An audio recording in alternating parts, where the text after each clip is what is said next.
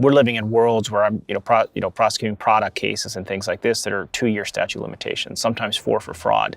Walk our listeners through how the statute of limitations applies. We get that call from a client talking about abuse that happened when they were 4 and they're now 40. How does this work? Yeah.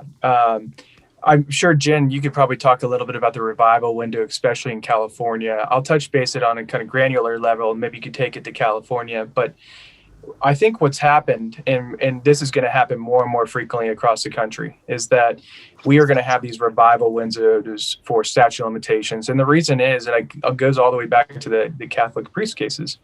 All this stuff was swept under the rug for decades. I mean, this is I always say, this is an epidemic within a pandemic. There's no question about it. It is. And you look at the number of Boy Scout cases, there's 90,000 cases, 90,000 survivors that came forward in the Boy Scouts. And if you look at the Catholic Church, they probably had another 30,000 folks that couldn't come forward because it wasn't socially acceptable. It wasn't proper. It's almost like a scarlet letter if you do come forward. And so the legislators in good states like California have decided that there needs to be a revival window so these voices can finally be heard. And that's what's happening in California. And I'll kick it to you, Jen, where you could talk a little bit more about actual California, because I think you're going to have a better grasp of me. But that's where it started. It started with the Catholic Church. Then you looked at the Olympics and things like that. And it's going to go state by state. I know it will. But Jim, maybe you could talk about Cali. For sure. So one of the biggest things that changed recently was not only giving the 3-year window, is giving victims up to age 40 to bring a claim for childhood sex abuse under CCP 340.16. So the 3-year window opened January 1, 2020.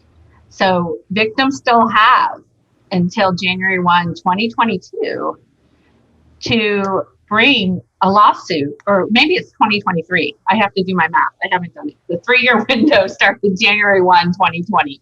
So whenever that ends, all these victims can bring claims. There's a little hurdle. You have to have a licensed psychiatrist or psychologist evaluate the person before you file if you're in that 3-year window and you're over age 40. But that's usually not a huge hurdle to overcome. But our state has broadened the statutes in other ways as well, allowing sexual assault and battery victims when they're adults up to 10 years to bring a lawsuit. And there's just momentum that keeps changing. For example, the statute was modified for the USC cases. Now the statute was just modified again, effective January 1, 2021, for the victims of Dr. Heaps in UCLA to bring claims within a 1-year window this year.